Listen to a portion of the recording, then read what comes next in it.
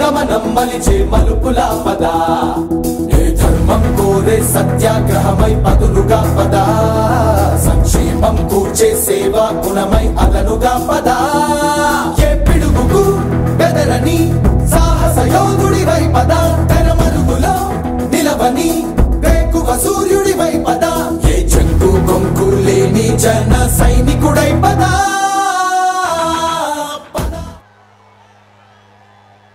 మేమంతా ఈ దేశపు యువతీ యువకులం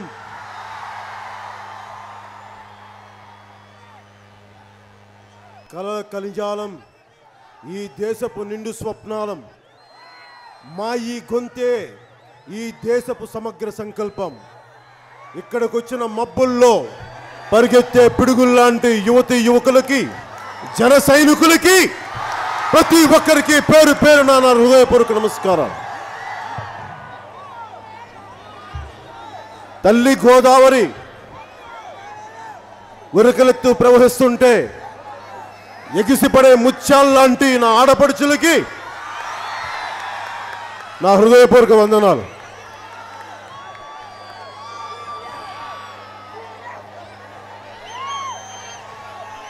నాకు ఇంత అపూర్వమైన ప్రేమతో కూడిన ఘన స్వాగతాన్ని ఇచ్చిన నాన్నదమ్ములందరికీ, కాకినాడ సిటీ నగరం పెద్దలందరికీ, ఆడపడుచులకి, మహిళలకి, అన్నదమ్ములందరికీ ప్రతి ఒక్కరికి పేరు పేరున ధన్యవాదాలు తెలుపుకుంటూ, అలాగే ఇంతటి చక్కటి ఏర్పాట్లు చేసిన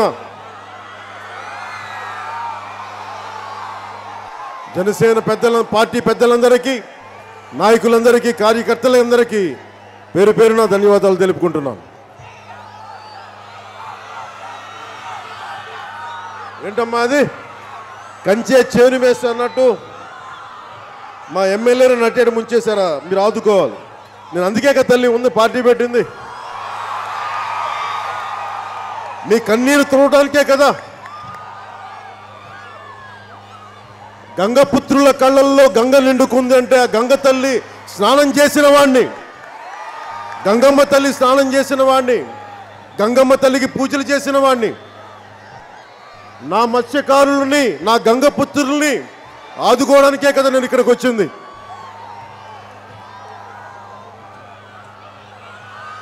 అన్నీ మాట్లాడదాం.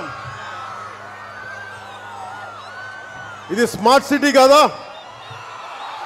కాకినాడ స్మార్ట్ సిటీ అయినా మరి అదేంటి అలా రాశారు ఇక్కడ? అది ఇవ్వండి నాకు ఒకసారి.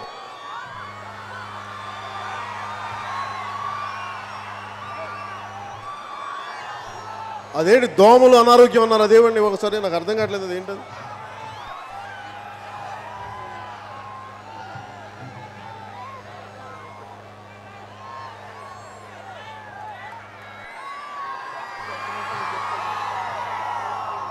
మరి నాకేమో కాకినాడ స్మార్ట్ సిటీ అని చెప్పారు, ఇక్కడ ఏమో చెప్పారు దోమలు అన్ని కాపురం చేస్తానని చెప్తా ఉన్నా.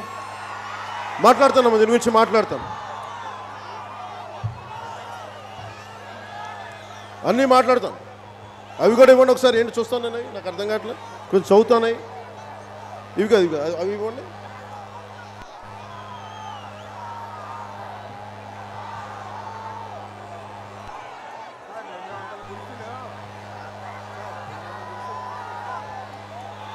తెలుగుదేశం నాయకులు చేస్తుందమ్మా ఇది.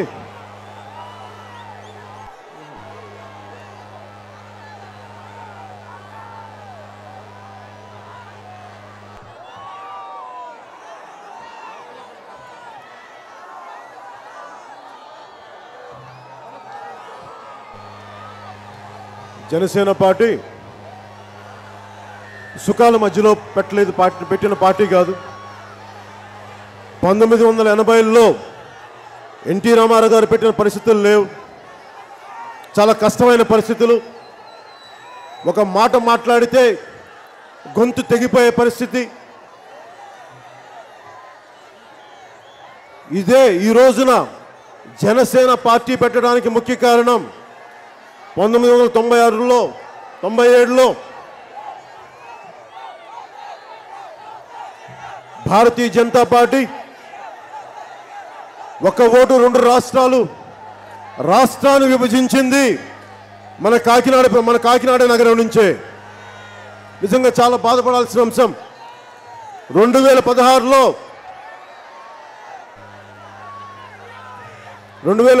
నేను ఇదే కాకినాడలో స్పెషల్ కేటగిరీ స్టేటస్ కోసం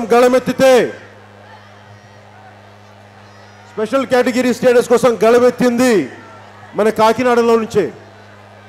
నా కాకినాడ గోదావరి జిల్లాలో నా మూలాలున్న ప్రాంతం. ఏ రోజున కూడా అందరూ అడుగుతూ ఉంటారు, ఎందుకు ఉభయ గోదావరి జిల్లాలోనే ఎందుకున్నావు ఇక్కడ అంటే, ఎక్కువ తిరుగుతున్నావంటే. నెల్లూరులో పెరిగాను, ప్రకాశం జిల్లాలో పెరిగాను, గుంటూరులో పుట్టాను, తెలంగాణలో జీవితాన్ని ప్రారంభించాను. కానీ ఒక గోదావరి జిల్లాలే నాకు తెలియదు, గోదావరి జిల్లాలు. అందుకనే ఎన్ని నెలలైనా సరే గోదావరిని నా గుండెకాయ, ఇది మన గుండె, అన్నపూర్ణ ఉన్న గుండెది, మనకి అన్నం పెట్టే అన్నపూర్ణ గోదావరి జిల్లాలు. నేను ఇక్కడి నుంచి రావడం, నా మూలాలు ఇక్కడి నుంచి ఉండడం నిజంగా నా అదృష్టం. మరి ఇంటి నా మూలాలున్న జిల్లాలని నేను అర్థం చేసుకోవడానికి, మీ సమస్యలను అవగాహన చేసుకోవడానికి, అందుకే నేను ఎక్కువ నెలలు ఎక్కువ రోజులు ఇక్కడ గడుపుతూ ఉన్నాను. చాలా ఇబ్బందులు, చాలా కష్టాలు. ఇంత సంపద ఉండి, ఇంత ప్రకృతి సంపద ఉండి చాలా బాధాకరంగా అనిపించింది నాకు. ముఖ్యమంత్రి గారికి కూడా పొద్దున్నే ఏదో పుస్తకం చదువుతూ ఉంటే అనిపించింది, మనిషిలో సత్యాన్ని ఎండిపోవడం చూస్తుంటే దరిద్రిలో సముద్రాలు ఇంకిపోతాయా అనిపించింది. అలాగే ముఖ్యమంత్రి గారు మాట మార్చే విధానం, ఆయన అబద్ధాలు చెప్పే విధానం చూస్తే మన కాకినాడలోని సముద్రం ఎండిపోద్దా అని భయం వేస్తూ ఉంది నాకు. ఇవి నేను జనసేన పార్టీలో చాలా, నా దగ్గర 1000 కోట్లు లేవు. తండ్రులు నారా లోకేష్ గారు తాతగారిలాగా, వారి నాన్నగారిలాగా నా నాన్న ముఖ్యమంత్రి కాదు, వాళ్ళ తాతగారిలా ముఖ్యమంత్రి కాదు. చాలా చిన్న కుటుంబాల నుంచి వచ్చిన వాళ్ళం. ఇదే కాకినాడలో నా పెదనాన్న, మా నాన్నగారి సొంత అన్నయ్య ఒక పోస్ట్ మాస్టర్గా పనిచేసేవాడు. ఇక్కడే మిలిటరీ నుంచి వచ్చిన వ్యక్తి. నా కాకినాడ అంటే చాలా అద్భుతమైన నగరం ఇది. ఇక్కడ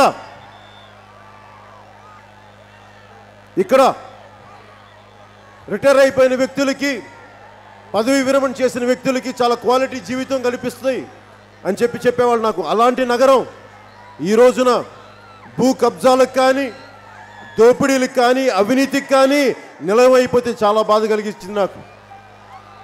నేను ఏ రోజున కూడా ఒకటే మాట మాట్లాడతాను, 10 సార్లు మాటలు మార్చను. నేను తెలుగుదేశం పార్టీకి సపోర్ట్ చేయడానికి కూడా, తెలుగుదేశం పార్టీ గురించి నాకు తెలియదేం కాదు. 1983లో ఎన్టీ రామారావు గారు పార్టీ పెట్టినప్పుడు ముఖ్యమంత్రి, మీరు జాగ్రత్త, దాని మీద ఎక్కడికన్నా మన్ని జాగ్రత్త.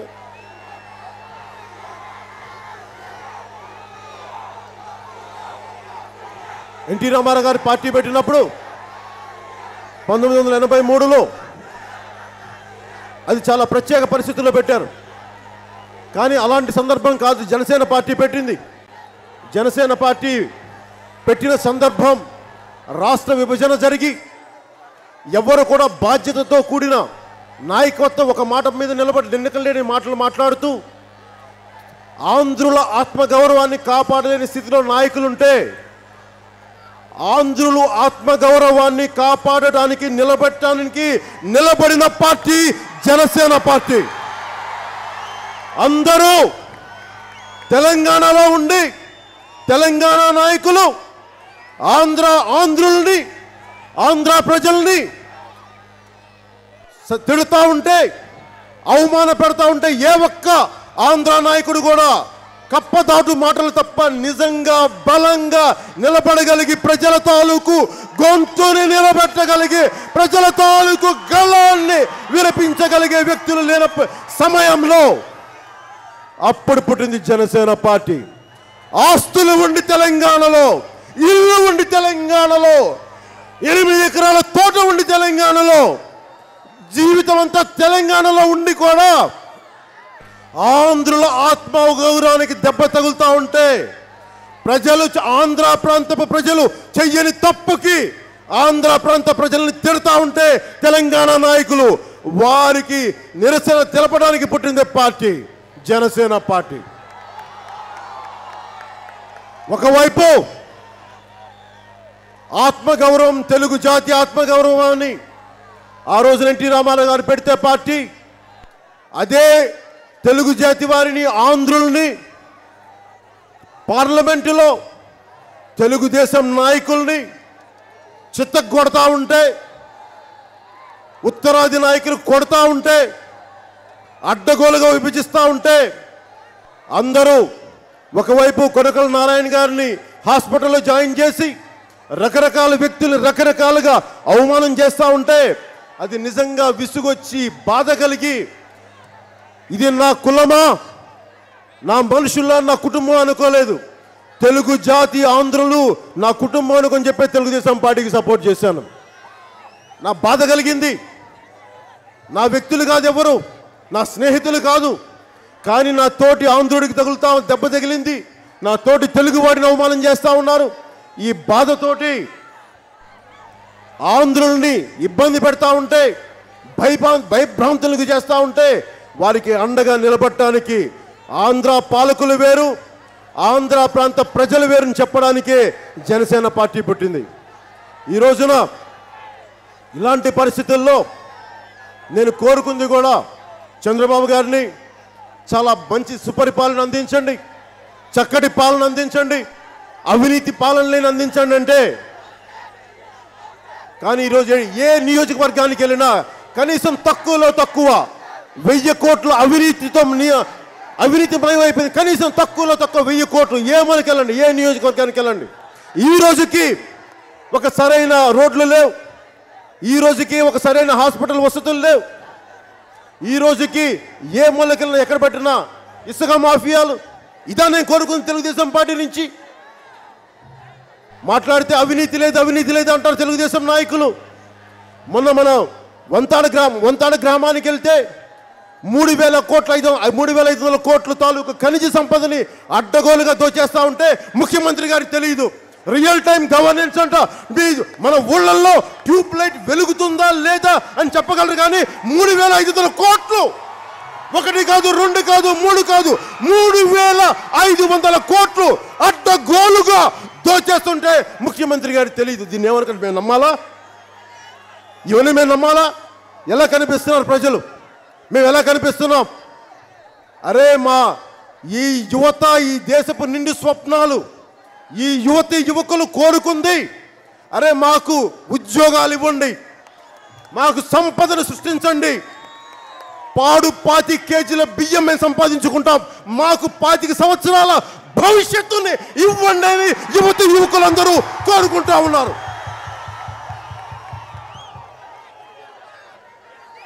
ఇలాంటి భవిష్యత్తు ఉండాలి, అండగా ఉండాలి అని చెప్పే జనసేన ఈ రోజున నాకు సంవత్సరానికి 100 కోట్ల పైన సంపాదించే ఆదాయాన్ని కూడా వదులుకొని ఎందుకు వదిలేసి వచ్చానంటే సినిమాల నుంచి, అరే నాకు నేను ఏ రోజు కూడా కులాలు మతాలు ప్రాంతాలను చూడలేదు, మనిషిని మనిషిగానే చూశాను. నాకు సాటి మనిషికి 2 గుండెలే దూరం అని చూశాను, నాకు నా జన సైనికుడికి 2 గుండెల దూరమే అని చూశాను, నాకు నా ఆడపడుచులకి 2 గుండెల దూరమే అని చూశాను. నా బాధ ఇప్పుడు కానీ మేల్కోకపోతే నేను ఒకటే కోరుకున్నాను చిన్నప్పటి నుంచి. చిన్నప్పుడు మాకు విలువైన పాఠాలు చెప్పారు స్కూల్స్లో, విలువైన పాఠాలు. ఎమ్మెల్యేలు వచ్చేవాళ్ళు, ఎంపీలు వచ్చేవాళ్ళు. నేను కోరుకుంది సంవత్సరం పెరిగే కొద్దీ చాలా అద్భుతమైన పాలన వస్తుంది, అవినీతి లేని పాలన వస్తుందంటే అది అవినీతిమయంతో నిండుకుపోయిన నా జనరేషన్ నష్టపోయాం. మేము చెయ్యని తప్పులకి మేము దెబ్బతిన్నాం. ఏ రోజు నేను సినిమా నటుడుగా లేను. సమాజంలో సంపూర్ణంగా నిమగ్నమైన మనిషిని, ఇమిడిపోయిన మనిషిని, కష్ట నష్టాలని అర్థం చేసుకున్న మనిషిని. నాకు ఇవన్నీ చూసి నేను మా తరం పడ్డ కష్టాలు మీ తరం పడకూడదు.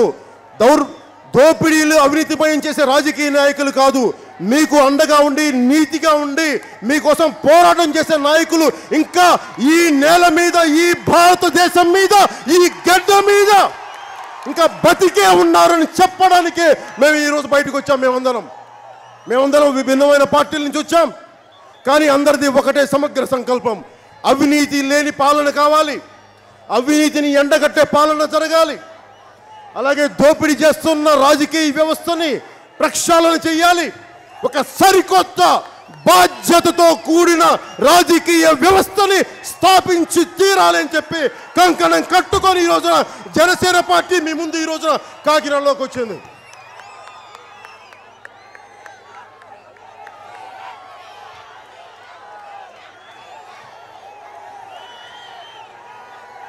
బాధ కలిగించేది మన ఆంధ్రప్రదేశ్ కానీ ఎంతమంది నాయకులు, ఎన్ని వేల మంది ఎంత స్వేచ్ఛ కోసం ఆ మువ్వెన్నెల జెండా ఎగురుతూ ఉంటే ఆ జెండాను చూస్తున్నప్పుడల్లా నా రోమాలు నిక్కబడుచుకుంటాయి. అది ఒక జెండా కాదు, అది మన దేశ సమగ్ర సంకల్పం, త్యాగాలు. ఎంత రక్తం పారింది. ఒక భగత్ సింగ్ దగ్గర నుంచి, గాంధీ గారి దగ్గర నుంచి, అంబేద్కర్ గారి దగ్గర నుంచి, నేతాజీ, పటేల్, పండిట్ జవహర్లాల్ నెహ్రూ, ఎంతోమంది అనే ఊరా వాడ మన కాకినాడతో సహా ఎంతమంది త్యాగాలు చేస్తే, ఎంత రక్తం పారితే ఆ మువ్వెన్నెల జెండా ఈ రోజున మనం గర్వంగా పట్టుకోగలుగుతున్నాం. అరే దేశం లేని యూదులను అడగండి, దేశం లేని జ్యూస్ని అడగండి. వారికి ఎప్పుడు వచ్చింది? మొన్న ఒక రెండో ప్రపంచ యుద్ధం తర్వాత వచ్చిన యూదులను అడగండి, దేశం లేకపోతే ఎలా ఉంటుందో. అలాంటిది మనకి భారతదేశమే లేని స్థాయిలో ఇంతమంది కష్టపడి త్యాగాలు చేసి ఇంత కష్ట నష్టాలతో మనకి ఒక మువ్వెన్నెల జెండాని, ఒక దేశాన్ని ఇస్తే ఈ రోజున మనం చేసుకుంది అవినీతిమయంతో నిండిపోయి అవకాశవాదంతో నిండిపోయిన రాజకీయ వ్యవస్థను చూసి నిజంగా బాధ కలిగింది. ఎప్పుడు సినిమాల్లో మాట్లాడటమేనా, సినిమాల్లో విలువలు మాట్లాడటమేనా? మాట్లాడితే మనం చెప్తా ఉన్నారు. నేను ఏ రోజున కూడా ఒక ఖుషీ సినిమాలో ఏ మేరా జహా అని పాట పెట్టానంటే ఇది నా దేశం, మేము నిర్మించుకున్న దేశం, మా కలల స్వప్నం ఇది, మా గుండె ఇది. ఎవడో రౌడీ మూకలు, అల్లరి మూకలు, దోపిడీ చేసే రాజకీయ వ్యవస్థ వచ్చి మనల్ని శాసిద్దామని చూస్తే ఆ రోజు ఒకటే పాట పెట్టాను, ఇది నా దేశం, ఇక్కడ నీకేం పనిరా, నీకు ఇక్కడ ఉంటే సరిగ్గా పడుండు, లేదంటే బయటికి పో అని. అలాగే మన ఆస్తుల్ని, మన జాతి సంపదని, మన ప్రకృతి సంపదని ఎవరెవరో దోచుకెళ్ళిపోతూ ఉంటే, ఎవరో బయట విదేశాలకు పంపించేస్తూ ఉంటే, ఇన్ని కోట్ల మంది జనం, ఇంత కళలో స్వప్నాలతో నిండి ఉన్న యువత, వీళ్ళందరికీ కాకుండా సంపద ఎక్కడికో తరలిపోతూ ఉంటే చాలా బాధ కలిగింది. ఉదాహరణకి మనం జనసేన పార్టీలో అన్ని పార్టీల్లాగా వైసీపీ నాయకులను చూడండి, జగన్మోహన్ రెడ్డి గారిని చూడండి, వారిని అడగండి మీ పార్టీ సిద్ధాంతం ఏంటని అడగండి. మా పార్టీ సిద్ధాంతం ఒకటే, మీరు మమ్మల్ని ముఖ్యమంత్రిని చేయండి, మేము మీకు అన్ని సమస్యలు తీరుస్తామని. చంద్రబాబు గారిని అడగండి, మా అబ్బాయిని ఫ్యూచర్లో ముఖ్యమంత్రిని చేయండి, తర్వాత ఇప్పుడు నెక్స్ట్ టర్మ్ నన్ను కూడా ముఖ్యమంత్రిని చేయండి. అది వాళ్ళ ఐడియాలజీ. కానీ జనసేనని అడగండి మీ ఐడియాలజీ ఏంటని, మీ సిద్ధాంతాలు ఏంటని అడగండి. మా సిద్ధాంతాలు కులాల ఐక్యత కావాలి మన రాష్ట్రానికి. అలాగే అంటే అవినీతి మీద అలుపెరగని పోరాటం, మనం ఇలాగా సంస్కృతిని పరిరక్షించుకునే విధానం, అలాగే మనకి కూర్చోబెట్టి ప్రకృతిని పరిరక్షించుకునే అభివృద్ధి ప్రస్థానం, ఇవన్నీ ఎందుకు పెట్టానంటే ఇది మన ఈ ఆలోచన విధానం. ఇవి లేకపోతే దేనికి చేస్తావు అంటే నన్ను ముఖ్యమంత్రిని చేసే సమస్యలు తీరుతాయా? అలా కాదు. మన భావజాలంతో అరే మన దేశంలో ఒక ఇల్లు లేని వ్యక్తికి,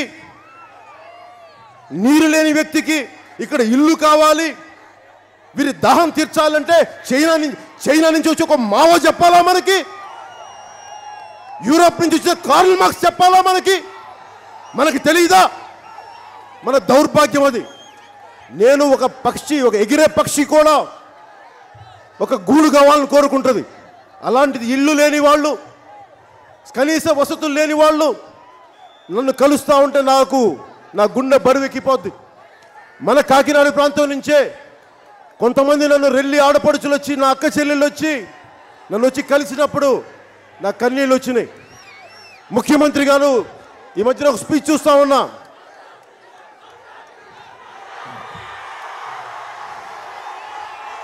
ముఖ్యమంత్రి గారు స్పీచ్ చూస్తూ ఉంటే ముఖ్యమంత్రి గారు ఒకటే మాట్లాడుతున్నారు, మేము కట్టిన ఇళ్లలో ఉంటూ, మనం కట్టించిన ఇళ్లలో ఉంటూ, ఆయన అంటున్న మాట విత్ ఇన్ కోట్స్, నేను కట్టించిన ఇళ్లలో ఉంటూ, నేను ఇచ్చిన నీళ్లు తాగుతూ, నేనేసిన రోడ్ల మీద నడుస్తూ, నేను కట్టిన మురుగుదొడ్డికి వెళ్తూ, ఇట్లాగా ఆయన మాట్లాడే మాటలు ఒక ముఖ్యమంత్రి మాట్లాడాల్సిన మాటలు అవి. వాళ్ళు మనల్ని విమర్శిస్తున్నారంటే ఒక ముఖ్యమంత్రి స్థాయి ఆయన ఎంత దిగజారిపోతున్నారో రోజు రోజుకి అంటే ఆయన వయసు మీద పడతా ఉంది. ఆయన పాత తరం, ఒక సరికొత్త తరం రావాలి. నాకు నిజంగా బాధ కలిగించే అంశం ఏంటంటే ఆయన ఎంతో ముందు చూపున్న వ్యక్తి అనుకున్నాను, భావితరాలను ప్రభావితం చేయగలిగే వ్యక్తి అనుకున్నాను. ఆయన గురించి అన్నీ తెలిసినా కానీ నేను ఒకటే కోరుకున్నా, నాకు అవినీతి లేని రాజకీయాలు చేయాలి. కులాల మనకి ఒక భాషని, యాసని, వనరుల్ని సమంగా పంచకపోతేనే తెలంగాణ ఆంధ్రప్రదేశ్గా విడిపోయాం. అలాంటిది మన రాష్ట్రంలో ఆంధ్రప్రదేశ్లో ఎందుకు కులాల ఐక్యత అని పెట్టానంటే, ఆంధ్రప్రదేశ్లో కులాలని సమంగా చూడకపోతే, కుల రాజకీయాలు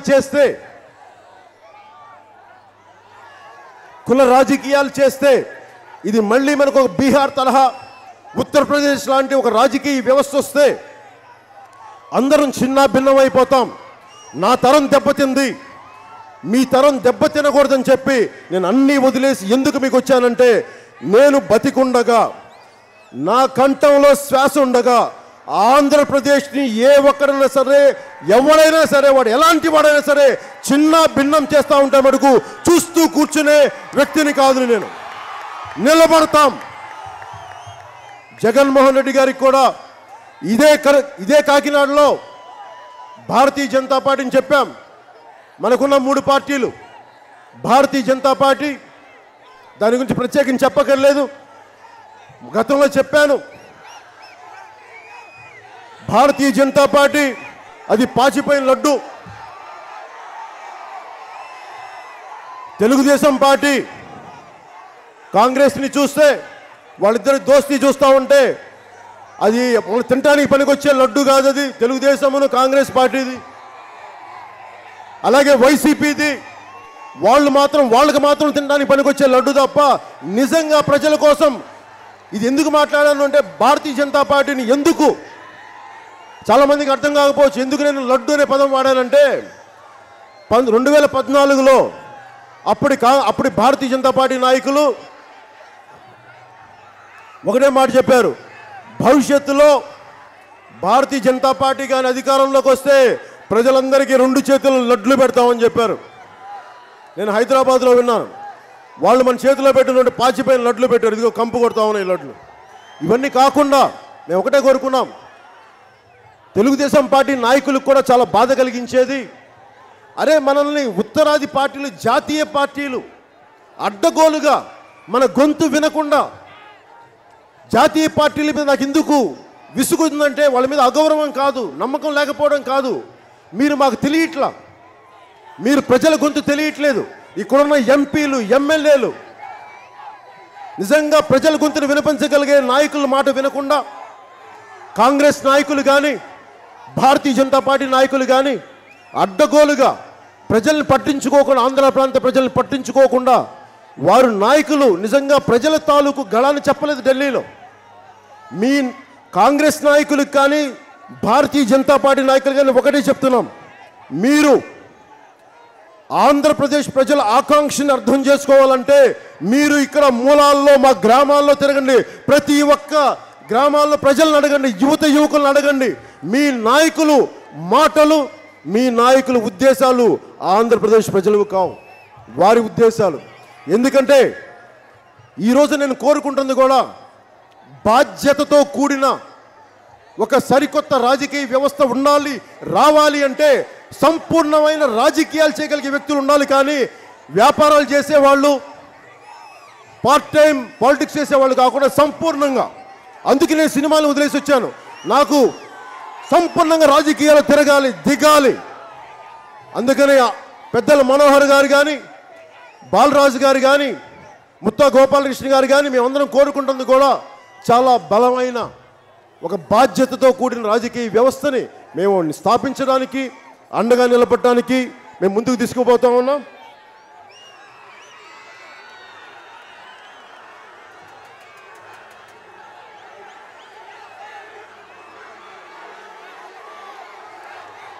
కాకినాడ అనగానే నా దృష్టికి వచ్చింది. కాకినాడ అనగానే ఇంతమంది యువతి యువకులను చూస్తూ ఉన్నప్పుడు, ఆడపడుచులను చూస్తున్నప్పుడు, భారతదేశంలో ఇంత సంపద ఉంది, ఇన్ని వేల కోట్లు, ఇన్ని లక్షల కోట్లు ఉంది. మన స్టేట్ బడ్జెట్ 1,50,000 కోట్లు, జీతభత్యాలు పోగా 50,000 కోట్లు. ఇంత సంపద ఉండి కూడా ఇంకా మనం కట్టడానికి ఇల్లు లేవు, ఉండడానికి సరైన వస్తువులు లేవు. ఇంకా మా రెల్లి ఆడపడుచులు, నా రెల్లి అక్క చెల్లెళ్ళు ఇంకా సరైన వసతులు లేని ఇళ్లలో ఉంటూ ఇవన్నీ చూస్తే చాలా బాధ కలిగించింది. ఈ సంపద ఎక్కడికి వెళ్ళిపోతుంది? ఎవరి చేతుల్లోకి వెళ్తుంది? మనందరం ఇంత శ్రమ, ఉమ్మడి శ్రమ చేస్తున్నాం, ఇంత కష్టపడుతున్నాం. పారిశుద్ధ్య కార్మికులు వారి కష్టం పడతా ఉన్నారు, నిజాయితీ పరులని అధికారులు ఇంత కష్టపడతా ఉన్నారు. మరి సంపద ఎక్కడికి వెళ్ళిపోతుంది అంటే, ఉదాహరణకి మన కాకినాడ సీపోర్టే తీసుకుందాం. ఏ మూలకెళ్ళినా, ఎక్కడికి వెళ్ళినా కాకినాడ సీపోర్ట్ ఒక పెద్ద సమస్యగా అయిపోయింది. ఒరిజినల్గా విజయభాస్కర్ రెడ్డి గారు స్టార్ట్ చేసినప్పుడు, అప్పుడు ప్రభుత్వం యొక్క ఉద్దేశం దీన్ని పోర్టుగా డెవలప్ చేస్తే పరిశ్రమలు వస్తాయి, ఇక్కడి నుంచి ఎగుమతులు వస్తాయి, ఇవన్నీ జరుగుతాయని ఆశిస్తే 96లో ముఖ్యమంత్రి గారు, ప్రస్తుతం ముఖ్యమంత్రి చంద్రబాబు గారు అప్పుడు ముఖ్యమంత్రిగా ఉన్నప్పుడు దాన్ని ఒక వ్యక్తి కట్టబెట్టేశారు, ప్రభుత్వం అధీనంలో ఉన్నదాన్ని. అలాంటిది కేవీ రావు గారు అనే ఒక వ్యక్తి ఆయన కట్టబెడితే అది ఎంత సంపద ఉంది అంటే, ఈ మధ్యన ఎందుకు నష్టపోతుంది, వీరి పేర్లు ఎందుకు ఉదాహరిస్తున్నానంటే, వీరు ఎన్ని ఉద్యోగాలు ఇచ్చారు, ఎంత సంపద సృష్టించారు. అందరి ఉమ్మడి జాతి సంపద సీపోర్ట్ని, మన సంపదని ఒక వ్యక్తి చేతిలో పెడితే ఆ వ్యక్తి ఏం చేశాడు, ఎన్ని ఉద్యోగాలు ఇచ్చాడు. ఉదాహరణకి కొత్త బెర్తులు కావాలంటే సముద్రం మనకి షిప్లు పెట్టడానికి 5, 6, 7 అని చెప్పి ఒక కొత్త మనకి చేసినప్పుడు, ఇందాకే చూశాను చదువుతూ ఉంటే, మైనింగ్ శాఖ వాళ్ళకి పంపించారు, మీరు అడ్డగోలుగా హోప్ ఐలాండ్లో ఇసుకను తవ్వేసి అక్కడ మీరు పెట్టేస్తే, నాకు అనిపించింది 5, 6, 7 బర్తుల్లో పెడితే ఈ వ్యక్తి తాలూకు కేవీ రావు గారిని చూస్తే నాకు అనిపించింది, ఈయన నాకు ఎలా తెలుసు అంటే, ఈయన అందరూ మెలోడీ వెంకటేశ్వరరావు గారు అంటారు. ఆయనతో నేను ఇప్పుడు 1-2 సందర్భాల్లో కలిశాను. నాకు అర్థం కానిది, మనందరం ఇంత కష్టపడి చదువులు చదివో, శారీరక శ్రమ చేసో, ఒక అట్టి పండ్లు అమ్మే ఒక చిన్నపాటి దుకాణదారుడు కూడా ఇంత కష్టపడతా ఉంటే, మన రెల్లి కార్మికులు, పారిశుద్ధ్య కార్మికులు పొద్దున్న లేసినప్పటి నుంచి మురికి కూపాల్లో కొట్టుకొని తిరుగుతూ ఉంటే వాళ్ళకి కనీసం ఇల్లు లేవు. కానీ ఈ సంపదని దోచుకెళ్ళిపోయే వాళ్ళు ఏం చేశారు? మనందరి ఉమ్మడి శ్రమని, జాతీయ వనరుల్ని వారి వ్యక్తిగత లాభానికి పెట్టుకొని ఈ రోజున కాలిఫోర్నియాలో, లాస్ ఏంజలీస్లో ద్రాక్ష తోటలు సంపాదించుకున్నారు. కానీ మనకి కనీసం ఒక పట్టెడు ఉద్యోగాలు ఇవ్వలేకపోయారు మన కాకినాడకి. మరి వీళ్ళందరినీ ఎలా మాట్లాడాలి, ఎలా తీసుకురావాలి? ఇదే వ్యక్తి మనం ముఖ్యమంత్రి గారు ఇందాక ఎందుకు మాట్లాడానంటే, ముఖ్యమంత్రి గారి తాలూకు సత్యం ఎండిపోవడం చూస్తూ ఉంటే ఎందుకు మన సముద్రాలు ఎండిపోతాయని భయం వేస్తూ ఉందంటే, మన కాకినాడ SEZలో ఇదే ముఖ్యమంత్రి గారు ప్రతిపక్షంలో ఉన్నప్పుడు నాట్లుతో ఏరువాకు చేసిన వ్యక్తి పుట్టినరోజున, అదే మళ్ళీ ముఖ్యమంత్రి అయిన తర్వాత ఈరోజు కాకినాడ SEZని వదిలేశారు. మేము అభివృద్ధికి జనసేన పార్టీ ఎప్పుడు కూడా వ్యతిరేకం కాదు. ఇండివిజువల్స్ పెరగాలి, ప్రైవేట్ వ్యక్తులు పెరగాలి, తద్వారా రాష్ట్ర అభివృద్ధి జరగాలి. కానీ అది ఎలా జరగాలంటే మీరు ప్రజల్ని భాగస్వామ్యం చేయాలి. మీరొక్కళ్ళే పెరిగిపోతాం, మా అందరి కష్టం మీద, జాతి సంపద మీద అంటే కుదరదు. మేము ఖచ్చితంగా మిమ్మల్ని నిలదీస్తాం, ఖచ్చితంగా. కేవీ రావు గారికి కూడా నేను సభాముఖంగా చెప్పుకుంటున్నాను. కాకినాడ పోర్టు నుంచి మీరు అడ్డగోలుగా, మీరు బయటికి కనిపించే వ్యక్తి, మీ వెనకాల ఎవరున్నారో తెలియదు, కానీ మీరు మటుకు కాకినాడ పోర్టు సంబంధించి కానీ, కాకినాడ ఎస్సీజెడ్ కానీ, ఎస్సీజెడ్కు నేను జనసేన పార్టీ పెట్టడానికి కూడా మూల కారణాలు ఒకటి భూములు. అరే భూమి పెరగదు, ఉన్న భూమి అలాగే ఉంటుంది. భూమిని పరిరక్షించుకోవాలి, రాబోయే తరాలకు ఇవ్వాలి. మనం భారతదేశాన్ని సంస్థానాలు కాదు అని చెప్పి మనం ప్రజాస్వామ్యాన్ని స్థాపించాం. అలాంటిది ఎస్సీజెడ్ల పేరు మీద మీరు గోడలు కట్టి దాన్ని కోటల్లాగా చేసి, అది ప్రత్యేక నగరాల్లాగా చేసి లోపలికి రావడానికి మిమ్మల్ని అడ్డు పెడితే, ప్రజలకి దాని పర్పసే ఒక ఎస్సీజెడ్ పెడితే, స్పెషల్ ఎకనామిక్ జోన్ అని పెడితేనే దాని ముఖ్య ఉద్దేశం బోల్డర్ని ఉద్యోగాలు ఇస్తాం, సంపద సృష్టిస్తాం. ఒక ఎకరాన్ మీద కనీసం ఒక కుటుంబం, తక్కువ కుటుంబం బతుకుద్ది. అలాంటిది ఈ రోజున ఎస్సీజెడ్లో ఎంతమందికి ఉద్యోగాలు ఇచ్చారు? కాకినాడ ఎస్సీజెడ్లో గవర్నమెంట్ ఎస్సీజెడ్ తరఫున స్టార్ట్ చేసిన ఒక ప్రాజెక్టు కేవీ రావు అని ఒక వ్యక్తి రిజిస్టర్ చేయించుకుంటా ఉంటే, కంప్లీట్గా ఇల్లీగల్గా జరుగుతూ ఉంటే ఒక్కడు అడిగిన పాపాన పోలేదు, ఒక్కడు నిలదీసిన పాపన పోలేదు. మరి అడగడానికి ప్రజల తరపున, ప్రజల హక్కుల తరపున బలంగా పోరాడే జనసేన పార్టీ అనేది లేకపోయింది కానీ ఉండుంటే ఈ రోజున వీళ్ళు అవకతవకలు కానీ, మన వంతాడలో అక్రమ మైనింగ్లు కానీ, ఇసుక మాఫియాలు కానీ, అడ్డగోలు అవినీతి దోపిడీలు కానీ ఏ ఒక్కటి కూడా బయటకు వచ్చేది కాదు, ఇంక్లూడింగ్ ఉద్దానంతో సహా. ఉద్దానం అనేది చూస్తే కనీసం ఒక మెడికల్ సౌకర్యాలు లేవు మనకి. ఏ మూలకెళ్ళినా పొద్దున్నే మొన్న పోయినసారి కాకినాడ డాక్టర్లతో మాట్లాడుతున్నప్పుడు కనీసం మనకున్న గాంధీ హాస్పిటల్లో ఒక హార్ట్ కేర్ లేదు. ఎందుకు లేదు? ఎవరు మాట్లాడరు, ఎవరు అడిగేవాళ్ళు లేరు. మనకున్న ఎంపీలు కానీ, ఎమ్మెల్యేలు కానీ వాళ్ళు ఎంతసేపు వాళ్ళు డబ్బులు సంపాదించుకున్నామా, మా పదవులు నిలబెట్టుకున్నామా తప్ప నిజంగా ప్రజా సమస్యల మీద మాట్లాడటానికి వాళ్ళెవరికి టైం లేదు. యువతకి అన్యాయం జరుగుతూ ఉంది, ప్రజలకు అన్యాయం జరుగుతూ ఉంది. వీటన్నిటి గురించి మాట్లాడటానికి నేను ఒకటే కోరుకున్నా. పొద్దున ఒక మాట్లాడుతున్నప్పుడు ముఖ్యమంత్రి గారికి కూడా చెప్తా ఉన్నాం, మీరు తెలంగాణ హైదరాబాద్లో ఏ పొరపాటు చేశారో అన్నీ ఒకటే చోట కేంద్రీకృతం చేస్తున్నారు, మళ్ళీ అదే తప్పు మీరు అమరావతిలో కూడా చేస్తున్నారు. కాకినాడలో డాక్టర్స్ కూడా మనం మాట్లాడినప్పుడు అన్ని మెడికల్ కాలేజెస్ అన్నీ అమరావతిలో పెడితే అక్కడే హార్ట్ స్పెషలిస్టులు ఉండి, అక్కడే హార్ట్ సెంటర్స్ ఉండి, ట్రామా సెంటర్స్ ఉండి, మనకి గాంధీ హాస్పిటల్లో కనీసం ఒక హార్ట్ స్పెషాలిటీ లేకపోవడం వల్ల మీరు నిర్లక్ష్యం చేస్తూ ఉంటే మళ్ళీ ప్రాంతీయవాదాలు వస్తాయి, మళ్ళీ జిల్లాల తరపున గొడవలు వస్తాయి.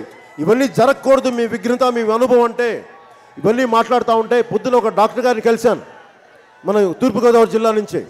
ఆయన చాలా గొప్ప మాట చెప్పారు. ఆయన ఒకటే మాట అడిగాను, మీరు చెప్పండి మేము తప్పు చేస్తున్నామా? అన్నీ ఒకటే చోట కేంద్రీకృతం అవుతున్నాయి హాస్పిటల్స్ అన్నీ, 14 medical colleges, all India institute of medical science కూడా అమరావతి కంటే ఇది సరైందేనా అని అడిగాను. నేను తప్పు మాట్లాడుతున్నాను ఏమంటే ఆయన అన్నాడు చాలా తప్పైన విషయం అని. దేనికి అంటే ఆయన ఇంగ్లీష్లో ఒక మాట చెప్పారు,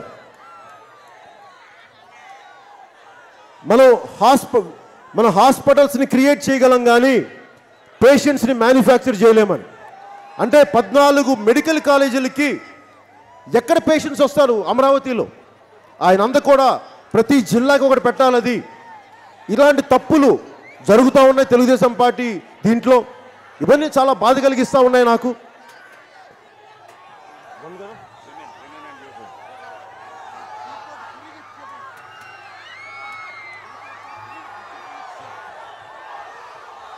అలాగే కాకినాడ సీపోర్టు సంబంధించి కూడా, ఎస్సీజెడ్కి సంబంధించి కూడా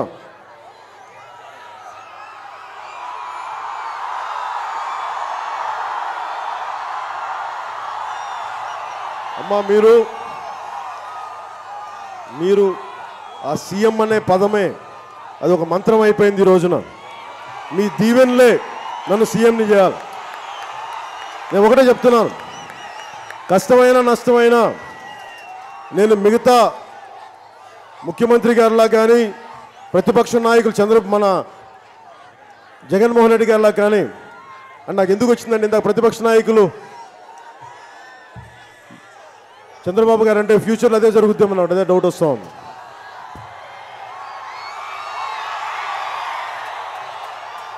ముఖ్యంగా మీ గురించి మాట్లాడబోయే ముందు, ఆడపడుచు గురించి మాట్లాడబోయే ముందు ఒకసారి కాకినాడ సీపోర్ట్ గురించి.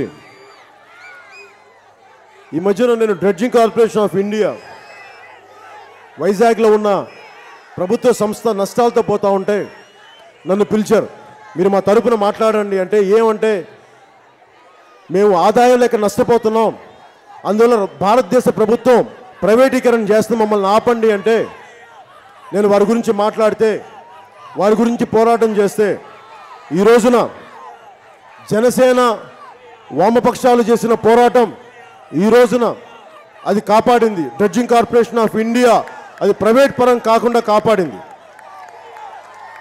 ఇది ఎందుకు చెప్తున్నానంటే, ఒక పరిశ్రమ ఎందుకు నష్టపోద్దంటానికి ఉదాహరణకి కేవీ రావు గారు అనే వ్యక్తి, కాకినాడ సీపోర్ట్ని నడిపే వ్యక్తి, ఆయన ఎలా అడ్డగోలుగా దోచేస్తున్నాడు ఒక ఉదాహరణ. మనకి ట్యాక్సులు కట్టడు ఆయన, మనకి ఉద్యోగాలు ఇవ్వడు, కానీ సంపద అంతా అక్కడ మన వేలాది మంది మత్స్యకారుల్ని పక్కన పెట్టేసి వారికి ఉపయోగపడాల్సిన వారి పోర్టుని కూడా, వారు డాక్ చేసే పోర్టుల ప్రదేశాన్ని కూడా కాకినాడ పోర్టులు కలిపేసుకొని ఏదైనా అడిగితే వాళ్ళు ఎవరు ప్రజల మద్దతు ఉంటే, అంటే ఉదాహరణకి ఎలా అవినీతి జరుగుతుంది అనడానికి లోకేష్ గారు అడుగుతారు కదా, ఎక్కడ అవినీతి జరుగుతుందని ముఖ్యమంత్రి గారు చెప్తా ఉన్నాం. బర్త్ నెంబర్ 567 కొత్తగా కావాలి, ఎక్కువ పెద్ద షిప్స్ కావాలి దీనికోసం డాక్ చేయడానికి అని చెప్పి కొత్తవి పెడితే అక్కడ ఇసుకతో నింపాలి, ఇసుకను తీయాలి.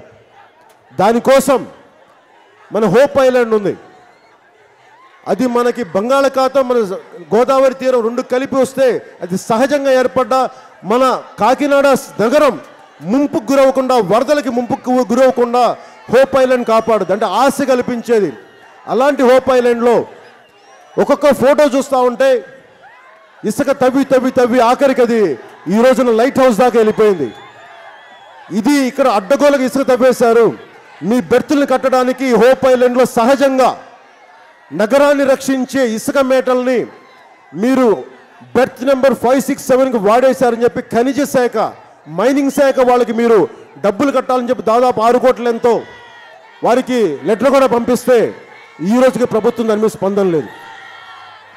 కేవీ రావు గారు చెప్తా ఉన్నాం, నాకు మీరు తెలుసు, నాకు మీరు చేసిన అవకతవకలు కానీ మెలోడీ వెంకటేశ్వరరావు గారు చెప్తా ఉన్నాం, మిమ్మల్ని ముఖ్యమంత్రి గారు కాపాడలేరు, లోకేష్ గారు కాపాడలేరు, అంతకుముందు ఉన్న కాంగ్రెస్ నాయకులు కాపాడలేరు. మీ వెనక ఎవలాంటి వాళ్ళు ఉన్నా సరే, ఎవరు ఉన్నా సరే, కేవీ రావు గారికి నేను కాకినాడ నుంచి మీకు సభాముఖంగా తెలియజేసుకుంటున్నాం, మీరు చేసిన అవినీతి కానీ అడ్డగోలు దోపిడీని కానీ జనసేన ఖచ్చితంగా మిమ్మల్ని అమెరికా నుంచి ఇక్కడికి పిలిపించి మీరు చేసిన తప్పిదాలకి, మీరు చేసిన దోపిడీని మేము ఖచ్చితంగా ప్రజా కోర్టులో పెడతాం, మీ చేత పన్ను కట్టిస్తాం, మీరు చేసిన తప్పుల్ని ప్రజల ముందు పెడతాం. దయచేసి మీరు ద్రాక్ష తోటల్లో కూర్చొని ప్రత్యేక విమానాలు అమెరికాలో తిరిగితే ప్రజల మీద మీ దృష్టి లేదు అనుకోకండి. ఖచ్చితంగా మా అందరి దృష్టి కేవీ రావు గారు, మీరు మాకు చేసిన ద్రోహం, మా ఎస్సీజెడ్లు రైతులకు చేసిన ద్రోహం, మీరు మా మత్స్యకారులకు చేసిన ద్రోహం, మీకు అండగా నిలబడ్డ వాళ్ళందరినీ మమ్మల్ని మాకు చాలా బాధ కలిగించింది. ఖచ్చితంగా భవిష్యత్తులో మీరు దీనికి సమాధానం చెప్పాల్సిన పరిస్థితి ఉంటుంది, దయచేసి మర్చిపోకండి. అలాగే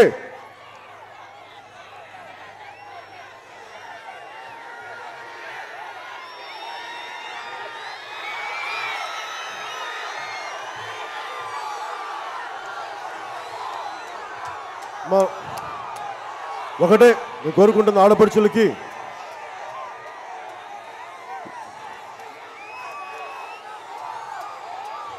ముఖ్యంగా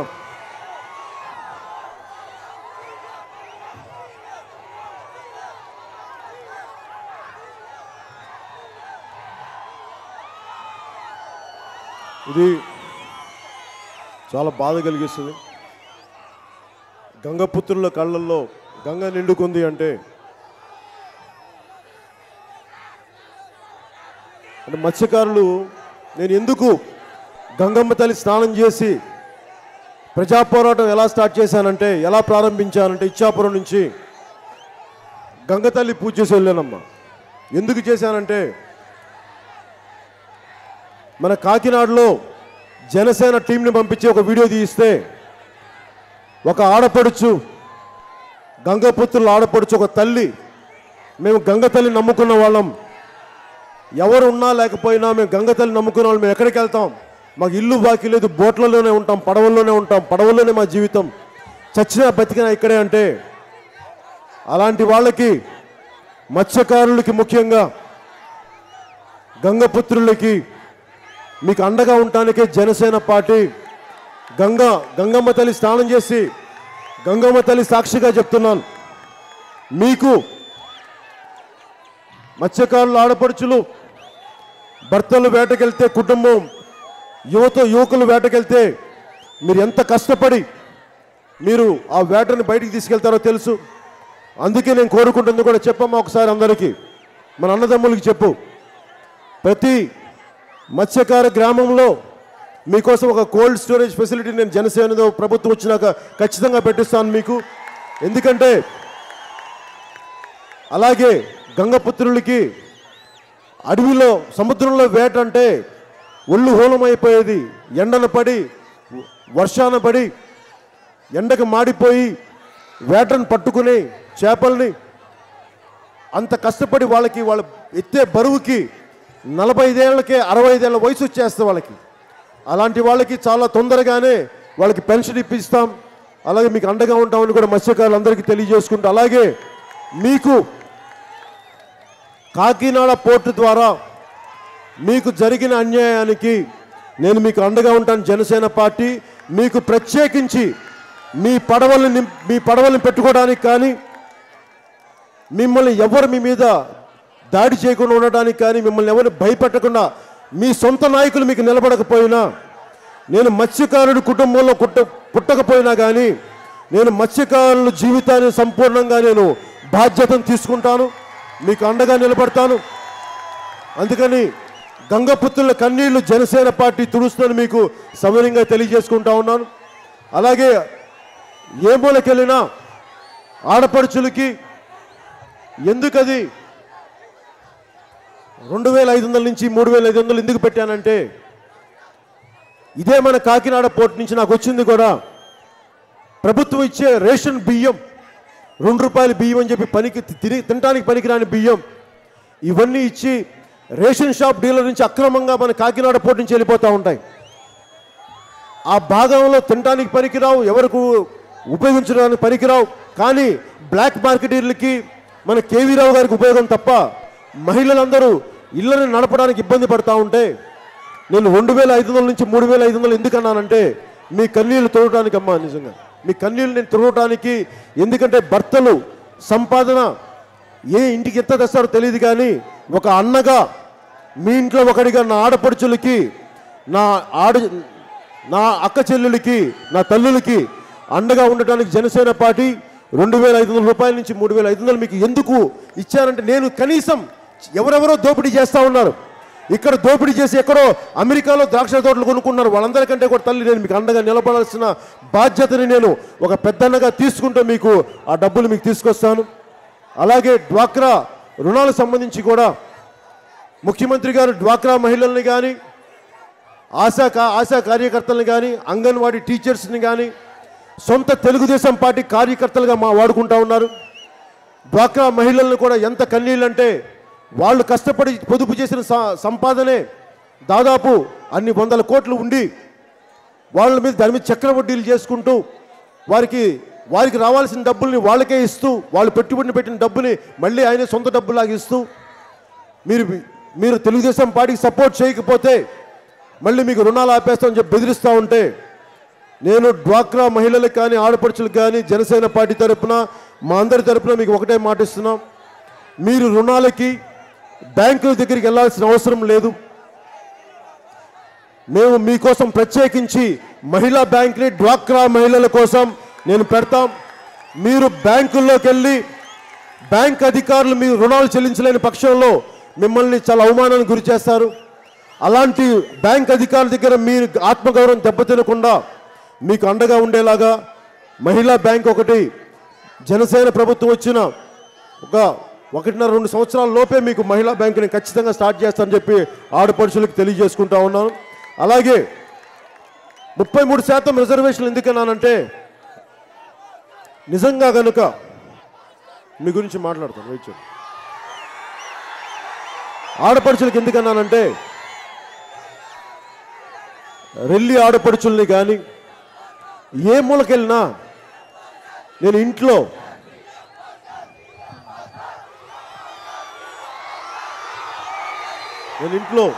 మిమ్మల్ని చూస్తా మాట్లాడాలి. ఇంట్లో తల్లితోటి, వదినతోటి, అక్క చెల్లెలతోటి, ఆడపడుచులతో పెరిగిన వాడిని. నాకు ఆడపడుచుల కష్టాలు తెలుసు. ఒక ఇల్లు నడపడానికి ఎన్ని కష్టాలు పడతారో మాకు తెలుసు. అలాంటి ఆడపడుచులు మేమేం చేయగలమంటే, నేను రాజకీయాల్లో మీరు చాలా బలమైన పాత్ర వహించాలి. మీరు బయటికి రావాలి. మీరు కనీసం సమాజంలో 3వ వంతు పాత్ర ఆడపడుచులు కానీ రాజకీయాల్లోకి రాకపోతే ఈ సమాజ ప్రక్షాళన జరగదు. అందుకని మీరు రాజకీయాల్లో మీరు బలంగా ఉండాలి. నేను మీకున్నాను, మీ ఇంట్లో వాడిని. మిమ్మల్ని 33% చట్టసభలో రిజర్వేషన్లు అమలు చేసి పోరాటం చేసేలాగా కులాల కోసం పోరాటం చేసేవాళ్ళు ఉన్నారు. కులాల కోసం పోరాటం చేసే ఉన్నారు. ప్రాంతీయ విభేదాలని, ప్రాంతీయ గౌరవాలను కాపాడుకోవడం పోరాటం చేసేవాళ్ళు. కానీ పవన్ కళ్యాణ్ కానీ జనసేన కానీ మహిళా రిజర్వేషన్ల కోసం పోరాటం చేస్తాం. మీరు చట్టసభల్లోకి వెళ్ళాలి. మీరు మగవారన్నా తప్పులు చేస్తారేమో, మీరు బిడ్డల్ని కన్నవాళ్ళు, మీరు మాతృమూర్తులు. మీరు సమాజాన్ని మీరు అర్థం చేసుకున్నంతగా మగవాళ్ళు అర్థం చేసుకుంటారని నాకు సందేహమే. అందుకనే మీకు జనసేన పార్టీ పెద్దపీట వేస్తాం. మిమ్మల్ని ముఖ్యమంత్రి గారిలాగా డ్వాక్రా మహిళలను వాడేసుకొని రుణాలు ఇప్పించి బెదిరించి అలా కాకుండా మీ ఇంట్లో ఒకటిగా మీరు జనసేన పార్టీ మీరు వచ్చి మాకు సొంత అన్నలాగా చెప్పుకోగలిగే పరిస్థితి ఉండాలి.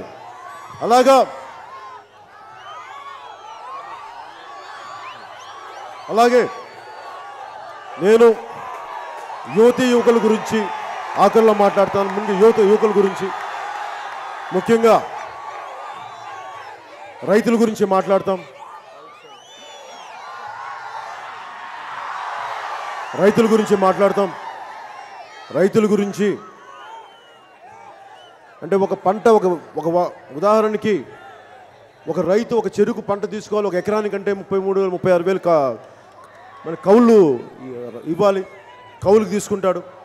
అలాగా 1,65,000 ఎంతో పెడితే దాదాపు ఖర్చు పెట్టిన దానికి ఒక 30,000 తక్కువ వస్తుంది. అలాంటి కౌలు రైతులకి ముఖ్యంగా మేము మీకు బ్యాంకుల ద్వారా మీకు డైరెక్ట్గా రుణాలు కల్పించే అవకాశం జనసేన ప్రభుత్వం కల్పిస్తుంది, ముఖ్యంగా కౌలు రైతులకి. అలాగే మీకు ముఖ్యమంత్రి గారు అబద్ధాల రుణాలు కాకుండా, రుణమాఫీలు కాకుండా మీకు ఎంతైతే మీకు అండగా ఉంటామో అలాగే భూమి ఉన్న రైతులకు కానీ, ముఖ్యంగా రైతులకి మీరు పడ్డ కష్టాలు తెలుసు. కౌలు రైతులు కానీ, మామూలు రైతులు కానీ, భూస్వామి అంటే భూముల్ని ఓన్ చేసుకునే రైతులకు కానీ ముఖ్యంగా మీకు గిట్టుబాటు ధర వచ్చేలాగా, అలాగే మీకు రుణాల్లో ఇరుక్కుపోకుండా, ఆత్మహత్యలకి గురవ్వకుండా మీకు జనసేన ప్రభుత్వం స్థాపిస్తే మీకు ఖచ్చితంగా అండగా ఉంటుంది. మీరు అటు ఇటు వెళ్లకుండా, మీరు డిప్రెషన్కి లోనవ్వకుండా, నిరాశ నిస్పృహలు లోనవ్వకుండా, మీరు రోడ్ల మీద పడకుండా, మీరు పండించే ఉత్పత్తులకి సరైన గిట్టుబాటు ధర, లాభసాటి ధర మేము జనసేన పార్టీ ద్వారా కల్పిస్తామని చెప్పి రైతన్నలకు తెలియజేసుకుంటా ఉన్నాం. అలాగే ముఖ్యంగా పెద్దలు బాలరాజు గారు పార్టీలోకి వచ్చినందుకు నాకు మనస్ఫూర్తిగా వారికి నా సహృదయంతో సస్వాగతం పలుకుతూ ఉన్నాం. బాలరాజు గారు నిన్న మాట్లాడుతూ ఉంటే చాలా గొప్ప విషయం చెప్పారు. ఈ రోజున ముఖ్యమంత్రి గారు చూడండి, ఎప్పుడైనా సరే జనసేన పార్టీ ఉద్దానంకి వెళ్ళగానే వెంటనే ఆయన ఉద్దానం సమస్యను తీసుకుంటారు. Janasena party special category status గురించి మాట్లాడితే ఆయన వెంటనే స్పెషల్ ప్యాకేజ్ గురించి మాట్లాడతారు. మనం ఏ సమస్య, ఫాతిమా కాలేజ్ విద్యార్థుల సమస్య తీసుకుంటే Fatima college, dredging corporation of India అంటే వాళ్ళ గుచ్చాలు. ఈరోజు వంతాడ మైనింగ్ శాఖ అక్రమాల గురించి దోపిడీ గురించి మాట్లాడితే దాని మీద రివ్యూ మీటింగ్లు పెడతారు. అలాగే బాలరాజు గారిని మన పార్టీలోకి వస్తారనగానే ఎలక్షన్ల ముందు 6 నెలల ముందు ఏమీ చేయలేని సమయంలో 4.5 సంవత్సరాలు గుర్తురాలేదు ముఖ్యమంత్రి గారికి గిరిజనులు. 4.5 సంవత్సరాలు గుర్తురాలేదు. సడన్గా గిరిజనులు గుర్తొచ్చి వారికి సంబంధించిన వ్యక్తిని, ఒక కుటుంబం వ్యక్తిని మంత్రిని చేశారు. నిన్న బాలరాజు గారు నాకు ఒకటే చెప్పారు, మా గిరిజనులు ఒక మంత్రి పదవి పొందాలి అంటే మేము చచ్చిపోతే కానీ మమ్మల్ని గుర్తించరా, అంటే మేము చచ్చిపోవాలా? ముఖ్యమంత్రి గారిని ఒకటే అడుగుతున్నాం, గిరిజనుల్ని ఇప్పుడు గుర్తించే ప్రయోజనం ఏంటి మీరు? అలాగే గిరిజనులు చచ్చిపోవాలా? ఆ ఎమ్మెల్యే కూడా చచ్చిపోవడానికి కారణం తెలుగుదేశం ప్రభుత్వమే. చచ్చిపోయిన తర్వాత గుర్తింపు అంటే ఒకవైపు మీరు త్యాగాలు చేయరు, మీకు నష్టాలు జరగవు, మీరు పెట్టి పుట్టిన వాళ్ళలాగా మిగతా వాళ్ళకి మీ ఊడిగించేసే బానిసల్లాగా ముఖ్యమంత్రి గారు ప్రవర్తిస్తూ ఉన్నారు. మేము ముఖ్యమంత్రి గారికి ఒకటే చెప్తున్నాం, మీరు గిరిజనుల్ని నిర్లక్ష్యం వహించారు. ఈ రోజున ఒక మంత్రి పదవి ఇచ్చి గిరిజనులు మీ వెంట లేరు. నిజంగా మీరు గిరిజనుల్ని కాపాడుకోవాలి అంటే బాక్సైట్ మైనింగ్ నిషేధించండి, గిరిజనుల స్థితిగతుల్ని కాపాడండి, వారికి వైద్య విద్యా సౌకర్యం కల్పించండి, వారిని గంజాయి సాగుకు వెళ్ళనివ్వకుండా అక్కడున్న యువతని కాపాడండి. అది చేయండి. మీరు ఒక కుటుంబానికి ఒక మంత్రి పదవి ఇచ్చి గిరిజనులంతా, అడవి తల్లి బిడ్డలంతా మీ వెంట ఉంటారంటే ఈ రోజుకి వంతాడ గ్రామంలో 3,000 కోట్లు 500 కోట్లు మీరు దోపిడీ చేస్తూ ఉంటే కనీసం వంతాడ గ్రామానికి ఒక చిన్నపాటి కమ్యూనిటీ హాల్ లేదు, స్కూల్ లేదు, విద్యా వైద్య సౌకర్యాలు లేవు. మీరేం మాట్లాడతారు గిరిజనుల గురించి? గిరిజనుల గురించి, అడవి తల్లి బిడ్డల గురించి ఏదైనా మాట్లాడాలి అంటే ఒక జనసేనే మాట్లాడద్ది. మారుమూల అడవులకు వెళ్తాం, బాక్సైట్ మైనింగ్ని నిషేధిస్తాం. నేను మీకు మాటిస్తున్నాను, అడవి తల్లిని కాపాడుకుంటాం. మనం గిరిజనుల స్థితిగతుల్ని మేము పునరుద్ధరిస్తాం. మీకు విద్య వైద్య సౌకర్యాలను కల్పిస్తాం. మీ ఉపాధి అవకాశాలని మీకు తయారు చేస్తాం, ఉపాధి అవకాశాలు కల్పిస్తాం.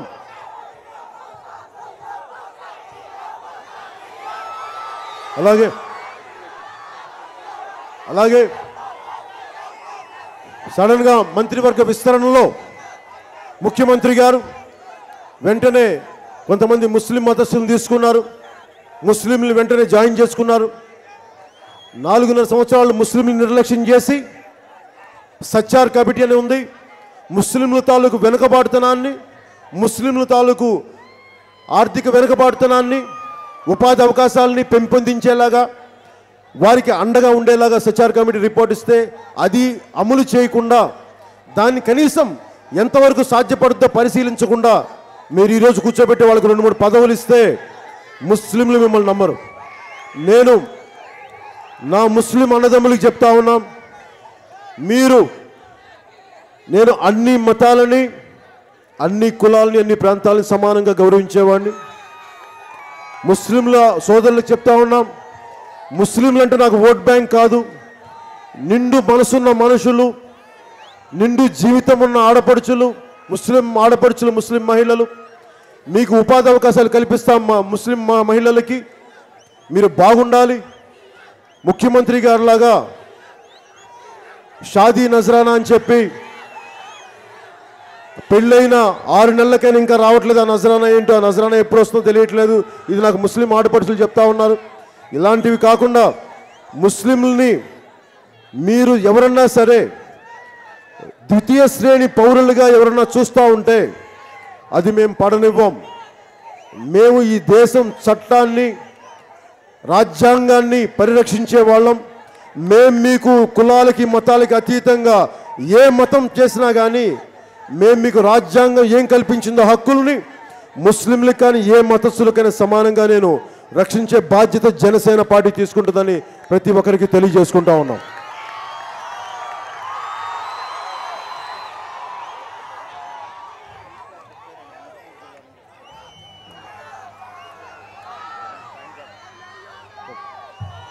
అలాగే మనకున్న సమస్యలు ముఖ్యంగా యువతకు సంబంధించి, అలాగే వికలాంగులకు కూడా దివ్యాంగులకు కూడా నేను చాలా పెద్దపేట తీసుకున్నాం. దివ్యాంగులున్న ప్రతి కుటుంబానికి దివ్యాంగులకి మీకు సొంత ఇల్లు మీరు వీలుగా తెలగలిగే గది ఇల్లు నిర్మిస్తాం జనసేన పార్టీ ద్వారా. అలాగే మీకు ఉపాధి అవకాశాలు కల్పిస్తాం. మీకు పెన్షన్ని మీరు కోరుకున్నంత నేను ఇప్పించి తీరుతాం. అది కాకుండా ముఖ్యంగా ఇక్కడ ఉన్న యువతకి, ఎందుకు నేను యువత గురించి మాట్లాడతానంటే, నాకు ఇష్టమైన కవిత గుంటూరు శేషన్ శర్మ గారిది. ఎందుకు చెప్తాను ఈ కవిత పదే పదే అంటే, మీరు ఈ దేశపు కలల ఖనిజాలు, మీరు ఈ దేశపు మొత్తం జాతి గొంతే సమగ్ర సంకల్పం మీరు గొంతెత్తారంటే ఈ రోజున జనసేన పార్టీకి ఏ మూలకెళ్ళినా మొత్తం యువత ఒక వరదలాగొచ్చి కట్టలు తెంచుకొని ఉధృతిగా ఒక ప్రవాహం లాగా వస్తున్నారంటే మార్పు కోరుకుంటున్నారని. ఇదే మన రాజమండ్రి కవాతులో 10 లక్ష కాదు, ఒకళ్ళు కాదు, ఇద్దరు కాదు, 1 లక్ష కాదు, 10 లక్షల మంది మొత్తం జిల్లా నిండిపోతే వాళ్ళు కోరుకుంటుంది పవన్ కళ్యాణ్ చూడటానికి రాలా. పవన్ కళ్యాణ్ ఒక యాక్టర్, కొత్త మీరు నన్ను చూడటం నన్ను ఇలాగా. పవన్ కళ్యాణ్ డబ్బులు మీరు ఇంత శ్రమ ఎందుకు పడాలి? టీవీలో ఇంట్లో కూర్చుంటే మీ సెల్ ఫోన్లో పవన్ కళ్యాణ్ కనిపిస్తాడు, యూట్యూబ్లో కొడితే పవన్ కళ్యాణ్ కొడితే. దీనికి రాలా యువత 10 లక్షల మంది. మార్పు కోసం వచ్చారు, సమూలమైన మార్పులు. కులాలకి మతాలకి ప్రాంతాలకి అతీతంగా ఉద్యోగ అవకాశాలు కావాలి, ఉపాధి అవకాశాలు కావాలి. మీ అబ్బాయికి ఉద్యోగం ఇచ్చి, కొద్దిమంది డబ్బున్న వాళ్ళకి ఉద్యోగాలు ఇచ్చి కాకుండా అందరికీ సమాన ఉపాధి అవకాశాలు కల్పించే పరిస్థితులు తీసుకురావాలి. మత్స్యకారు యువతను పక్కన పెట్టి, వాళ్ళను పక్కన పెట్టి కొద్దిమంది యువతను కేవలం మీ రాజకీయ నాయకుల బిడ్డలు, వారి కుటుంబాలు, వారి యువత అంటే యువత కాదు, మాకు మనందరం యువత, మీ అందరూ యువత. మాకు ఒకటే గుర్తుపెడుతున్నాను అన్నదమ్ములందరికీ, యువతరానికి ఏ సంపద విడిచిపెట్టాం? యుద్ధము, రక్తము, కన్నీరు తప్ప, గాయాలు, బాధలు, వేదనలు తప్ప, కలలు కలలు కలలు కలలు తప్ప, పిరికితనం, మోసం తప్ప. మనల్ని మోసం చేసిన ఈ రాజకీయ వ్యవస్థని, ఈ సమాంతర దోపిడీ రాజకీయ వ్యవస్థని కూకటి వేళతో కూలదూసేద్దాం. కొత్త సమాజాన్ని, సామ్రాజ్యాన్ని స్థాపిద్దాం.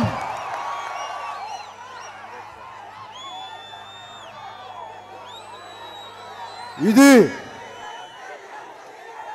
మీరు సీఎం అని అరవండి, అది వినండి, అరవండి.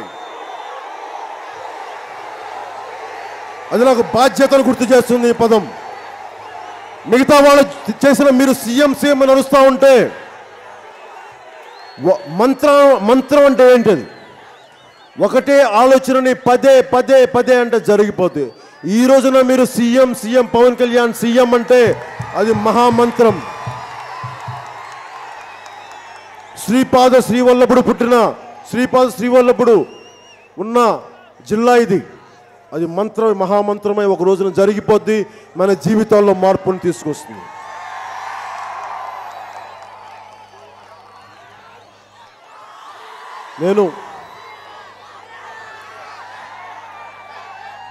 నేను ముగించబోయే ముందు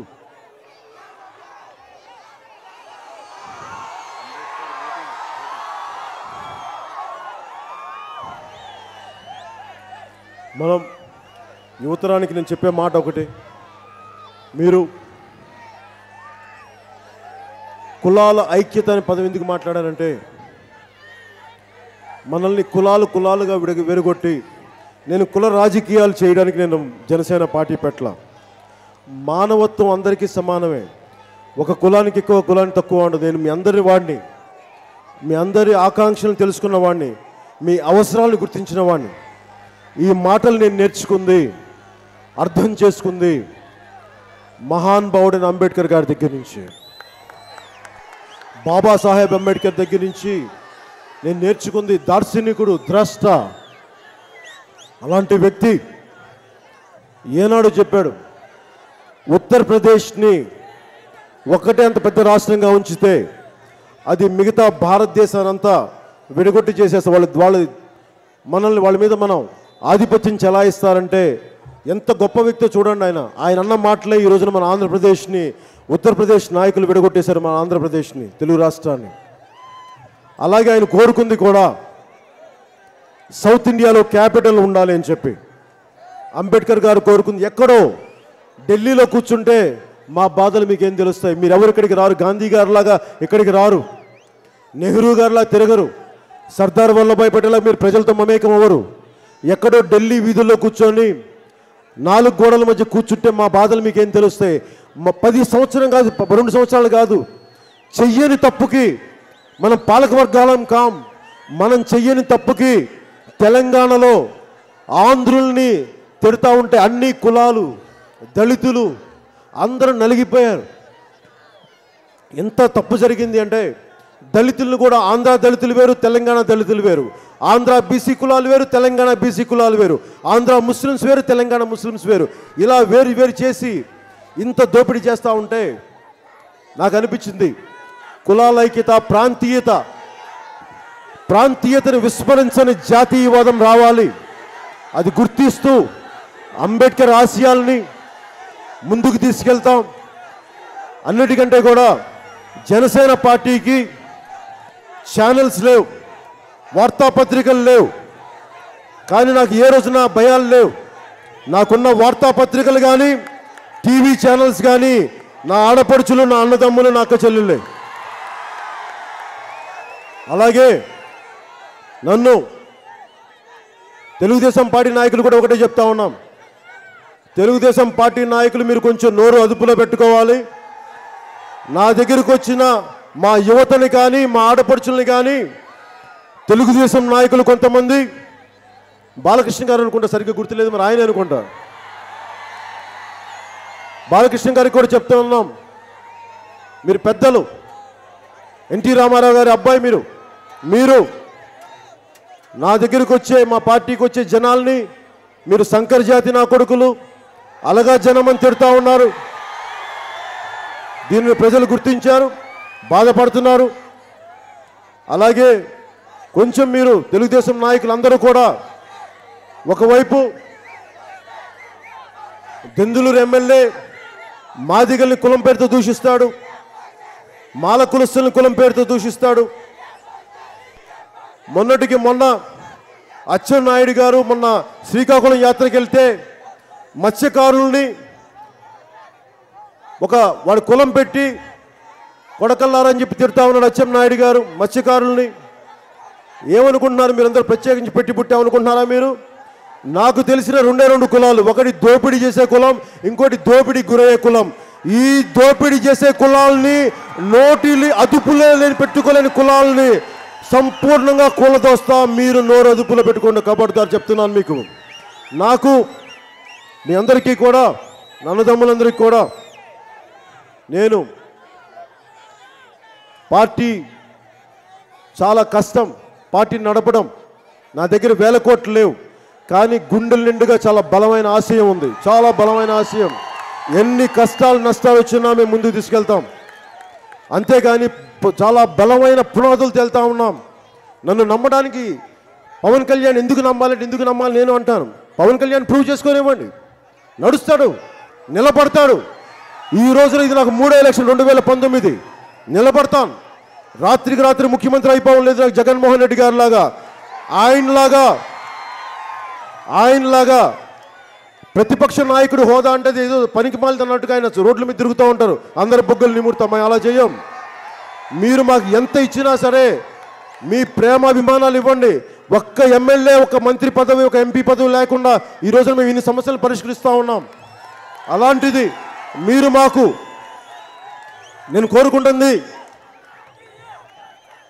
కాకినాడ నుంచి ఒకటే అడుగుతున్నాను, Kakinada parliament, Kakinada 7 assembly segments జనసేనవి కావాలి. అదొకటే నేను అడుగుతాను, అది ఇవ్వండి నాకు చాలు. Kakinada parliament, Kakinada 7 assembly segments జనసేనవి కొట్టి తీరుతాం, బద్దలు కొట్టి తీరుతాం. చెప్పండి అందరికీ. ఇంకెవరికి చేసింది చాలు, వీరి దోపిడీ చాలు.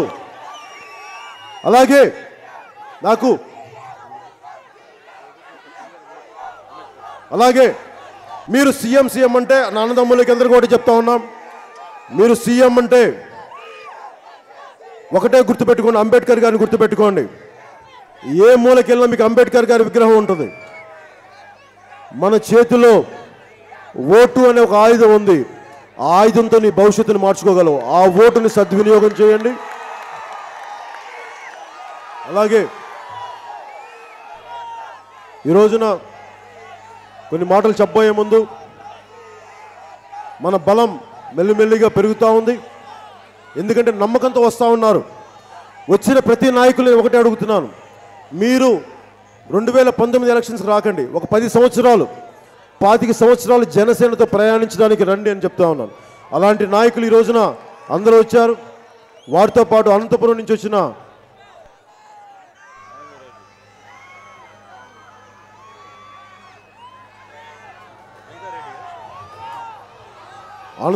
వచ్చిన మధుసూదన్ రెడ్డి గారిని మనస్ఫూర్తిగా ఈ రోజున పార్టీలోకి ఆహ్వానిస్తా ఉన్నాం.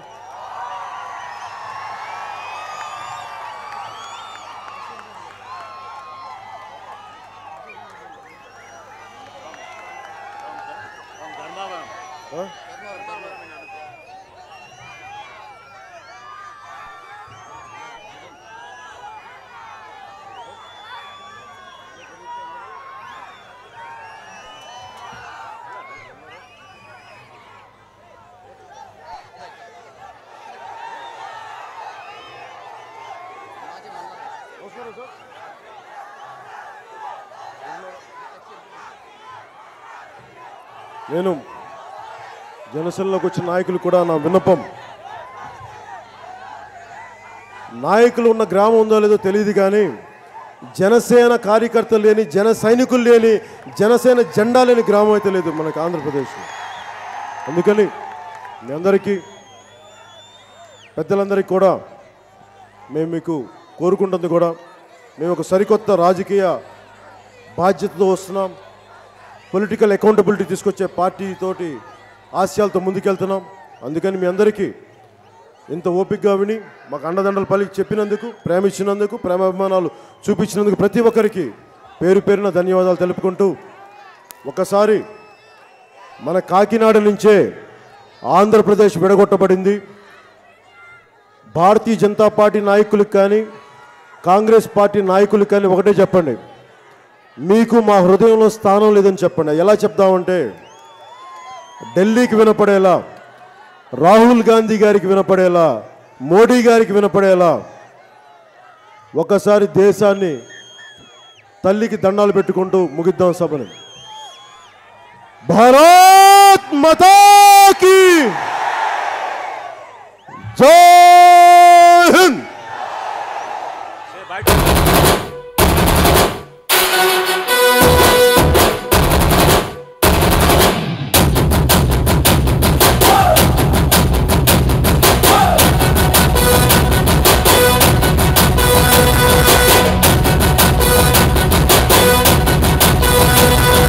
గండర గండర గండర గండ గర్జిస్తూ ఉన్నది జనసేన జెండా.